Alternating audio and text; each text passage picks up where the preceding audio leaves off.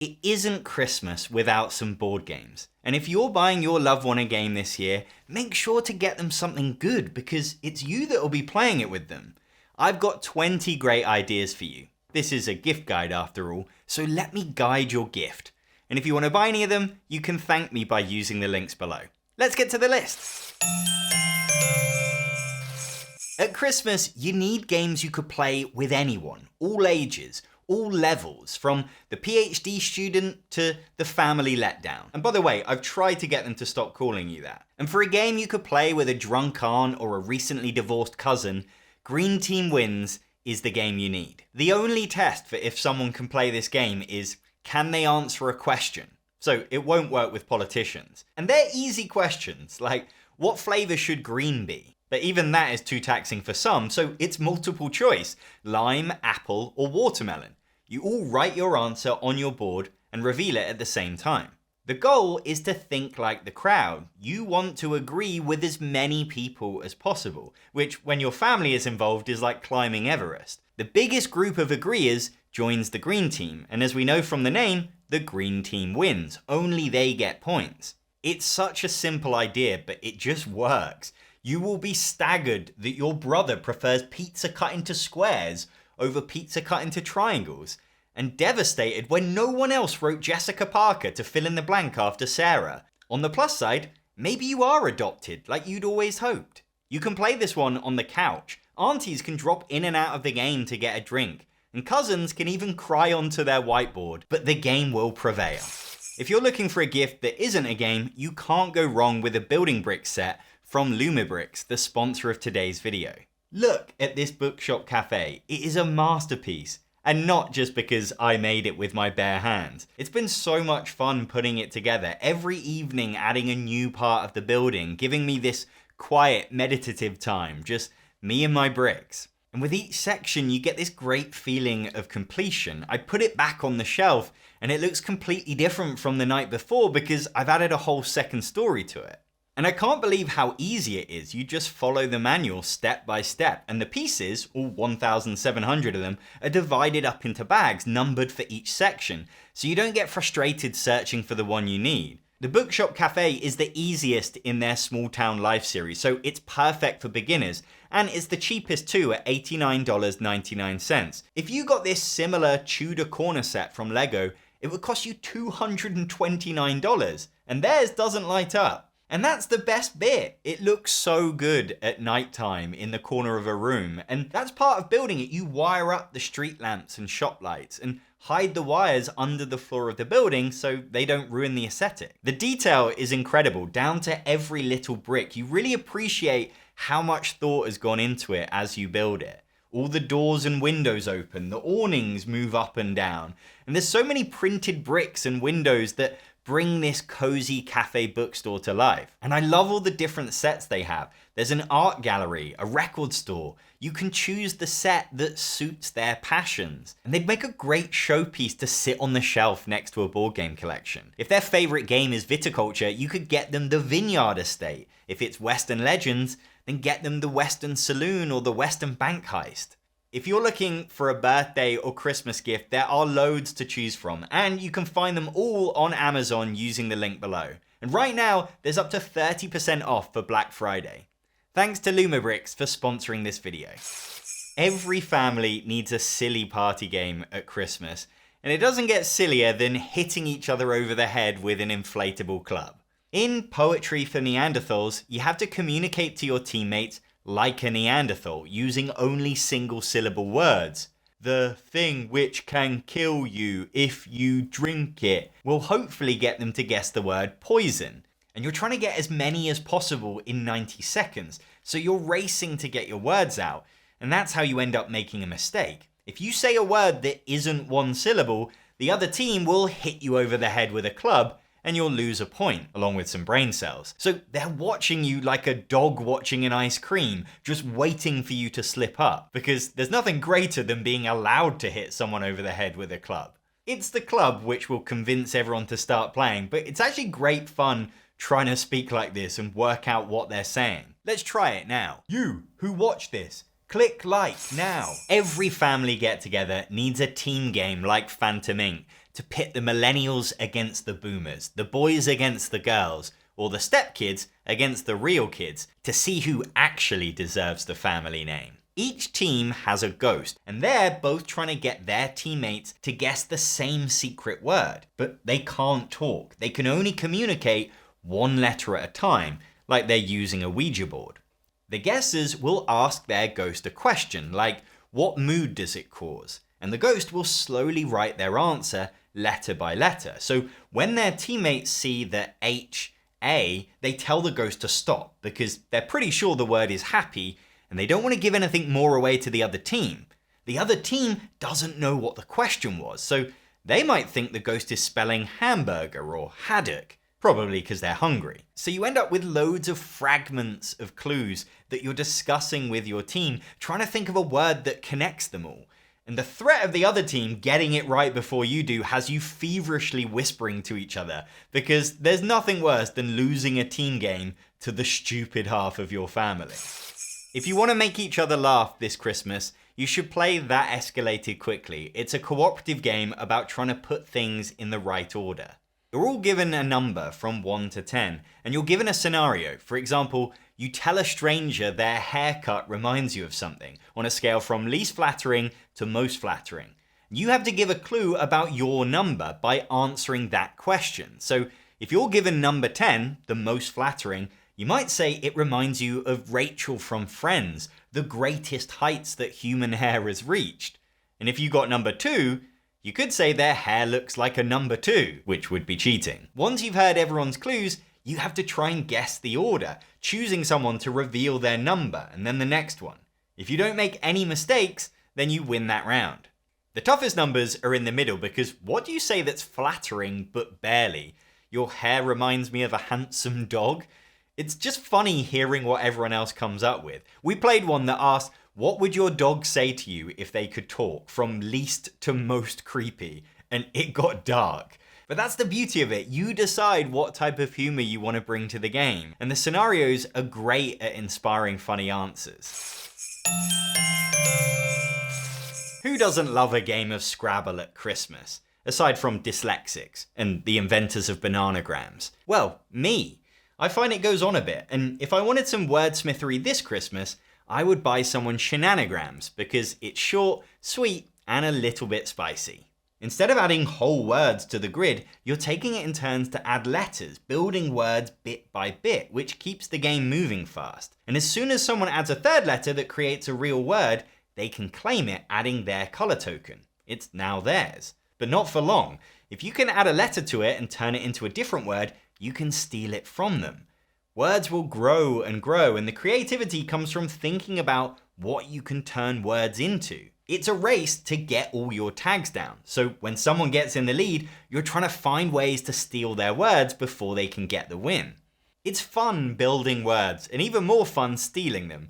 And unlike Scrabble, you won't be waiting hours for your uncle to think of the perfect 8-letter word because someone corrected him in an argument earlier and he's feeling insecure.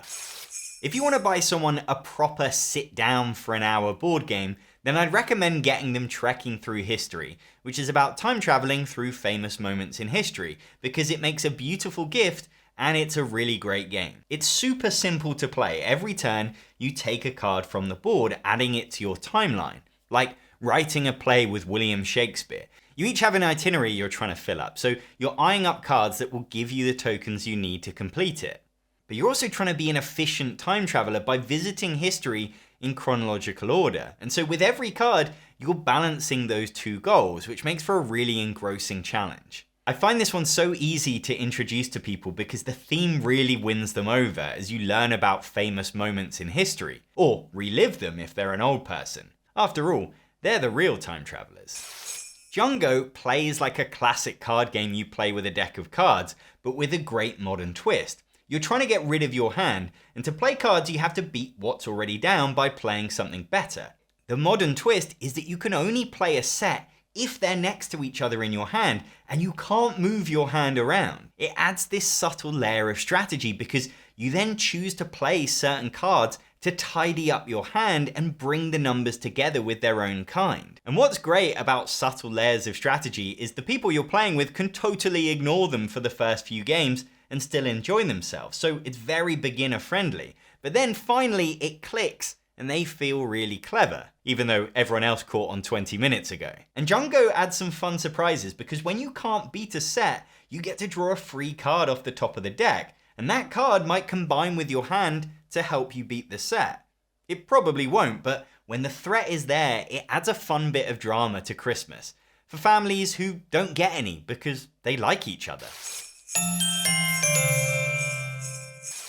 It's impossible to remember people's names, even when they've been your nephew for 12 years. And that is the frustration you get to relive in That's Not a Hat Incognito. It's all the fun of forgetting without making Arthur, or is it Archie, cry. Your card starts face up, and you give it a name, whatever you like. This looks like an Oscar, so let's call it Meryl Streep. Then you turn it face down and pass it to someone else. This is Meryl Streep, you tell them, and they believe you. Then they pass their other card to someone else. That's Homer Simpson. And over there is Jamie Oliver. Or is it? You're trying to keep track of where 6 different cards are, and they're constantly getting passed around the circle. So when you get handed Serena Williams, you have to give away your older card. But what was it? That was a lifetime ago. You have to say something, and if you say it with conviction, you might get away with it, because you're all as lost as each other. So if you say Steve Irwin and it sounds plausible, they'll probably accept it. But if they think you're wrong, they'll reveal it, and if it isn't Steve Irwin, you take a penalty point. The best moment is when you say a name that's not even in the game anymore, and the other player also doesn't remember that and just accepts it, while the smart players silently giggle at the shambles. You can be completely sober, and within minutes, this game will make you feel drunk, like you're trying to keep up with a drinking game that's beyond you. You can get the original That's Not a Hat, which is about remembering objects, but I really like coming up with your own names in this new Incognito version because it makes the cards and the experience a little more memorable. If you need a surefire hit of a present, then you should get them Flip 7, easily the most popular new card game. It's a modern take on blackjack. Every turn you decide whether to flip another card or stick with what you've got because it's not worth the risk. The more cards you get, the more points you win, hopefully. Because if you flip the same number twice, you go bust and get nothing. 1 10 is worth 10 points, but 2 10s and your round is over. Better luck next time. And there's 10 10s in the deck, 9 9s, etc. So that gives you a rough idea of your odds depending on how many 10s you've already seen. So that and some Christmas spirit gives you the snowballs to keep pushing your luck. Plus, if you can successfully flip 7 cards, you get an extra 15 points. So you keep going and going until it all goes wrong, which is great entertainment for everyone else. If you're looking for a cute little game for a kid or a teenager, then get them Tinder Blocks, which is a tiny take on Jenga that comes in this little metal tin. You take it in turns to add some logs and flames to the fire, trying not to knock it all over. But this fire is hot, so you can't use your fingers, you have to pick them up with tweezers. Tweezers that are slippery and very hard to use. Just like with Jenga, you'll be amazed at how tall this fire can get. Every turn convinced it's about to fall when someone pulls off another miracle balancing act. If you drop anything, then you're out, and you play until one player is left and they win the game. Jewel Focadia is a brand new small box gem that is a great gift for anyone who plays 2-player games. It's a masterpiece of simplicity. Every turn you both choose and reveal a card from your hand and they go head to head against each other. The highest card wins the duel and gets a signet ring, and once you have 5 signet rings, you win the game. But the weaker card gets to activate its special power, and that's where the game gets clever. Those powers can change the result of previous duels, altering the past to win signet rings back off your opponent. And there's clever little moves you can string together, like lowering the strength of your next card so you can use its power. Powers on higher cards are much better, like the number 16 will instantly win you the game, but you hardly ever get to activate them. And the more you play, the more it becomes a game of bluffing and reading your opponent, because you both play with the same deck of 16 cards, so you quickly learn which cards to watch out for. It might not look like much, but this game is very clever. It reminds me of the modern classic Love Letter because it's small but sharp.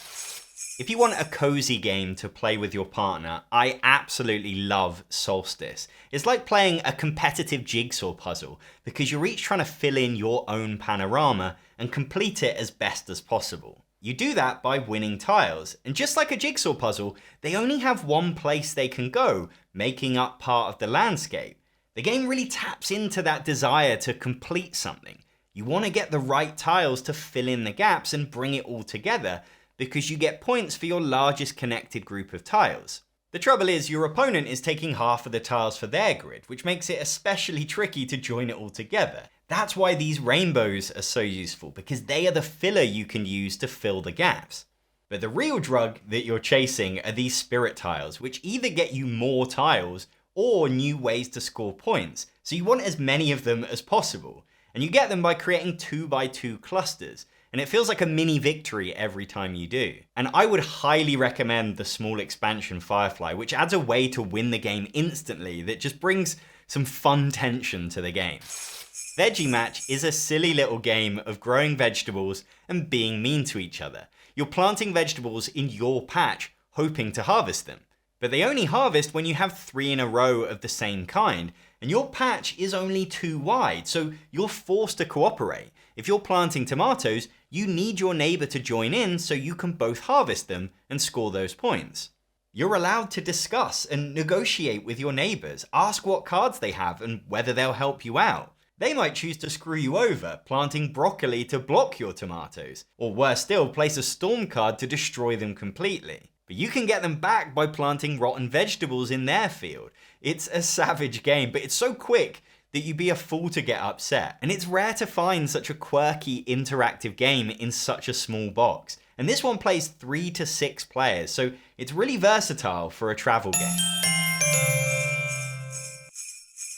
If you're buying for a toddler, then you've found yourself an expert. I play more games with my 2-year-old daughter than I do with adults, and it's really helped my win ratios. First Orchard from Harbour is effectively the Shawshank Redemption of toddler board games. It is liked, nay respected, by every parent who has tried it. And like the prison, it's hard to escape. You play cooperatively, taking it in turns to roll the dice and taking the matching coloured fruit from its tree and adding it to your basket. But beware the naughty crow.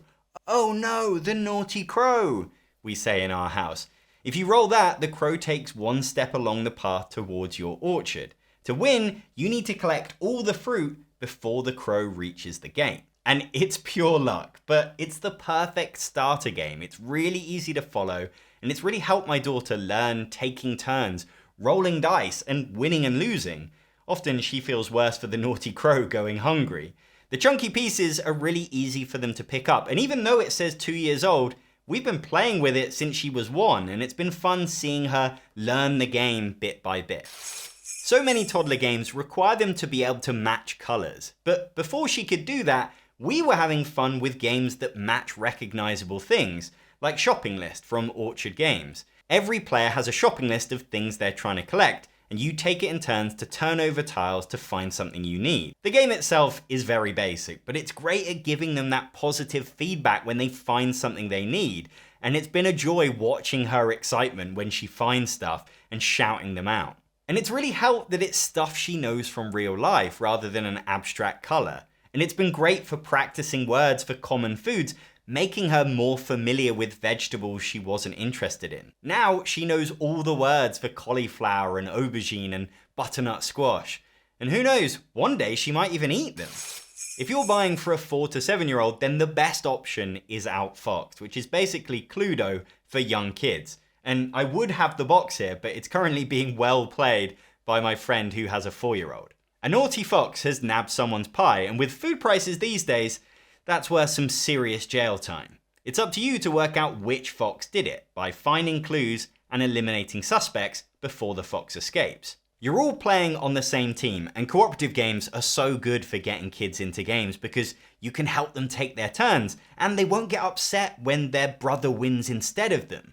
You're not a loser, you're a family of losers, and it's about time they learnt that. The magic of the game is in this contraption. The mystery fox is slotted in, and when you get a clue, it tells you whether the thief is wearing a monocle or not. So then they can work out that they have to eliminate foxes without monocles. Ask any board gamer who's had kids this age. Outfoxed is a winner. If we'd had board games this good when we were 5, maybe the world wouldn't be in such a state right now. If you want to buy a present for a board gamer, you can't buy them a game. That's like making a beef Wellington for Gordon Ramsay. You're gonna make a mistake and be verbally abused. There's one thing all board gamers want, and that's a set of iron-glazed poker chips from Roxley Games. These are the Ferrari of board game accessories. The only people who don't want them already have them, or are weapons-grade contrarians. I mean, just look at the box they come in. It's embossed with gold leaf and a magnetic flap. There's ornate wallpaper lining it.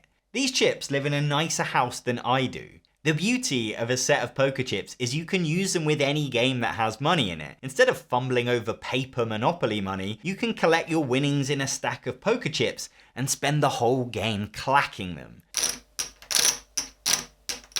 These are the original fidget spinner for the upper classes and makes every game feel like you're James Bond at a poker table. The nicest thing you can do for a board gamer is to respect their passion. Take their hobby seriously. And you can do that by buying them Senate, the board game publication that elevates this hobby by 10 floors with every edition. Senate believes that board games are beautiful, and it's coming from a place of authority because Senate itself is stunning with its iconic design and matte finish. It even smells good. But it's its writing that stands out. They commission features from the best board game writers on topics like immigration in board games or taking you through the history of trick-taking. It treats board games with the same respect that novels and art house cinema get all the time. The bastards. And it makes the magazine timeless. You can read an edition from 2 years ago and it's still just as relevant. On their website, you can go back and buy old editions so you don't miss out on those articles. As a gift, you could buy them a year's subscription, or their gift set, which comes with a t-shirt and tote bag, so your beloved person can go to their next convention carrying their slogan, "Board games are beautiful," so everyone knows they're a classier than average gamer. The final gift for gamers is this book, The Game Changers, which is a fascinating delve into the history of board games, even for people who have barely played Monopoly. We are a species of gamers. That is clear from the games found in the remnants of every civilization. And the book is full of interesting stories about the games we used to play and how they've evolved, or in some cases not.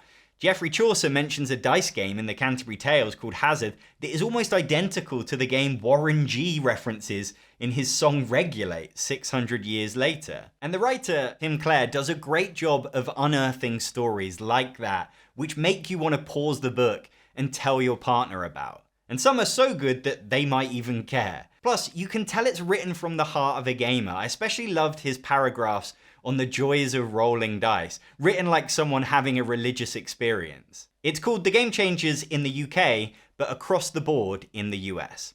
Those are my 20 board game gift ideas. If you'd like to buy any of them, you can support the channel by using the links below.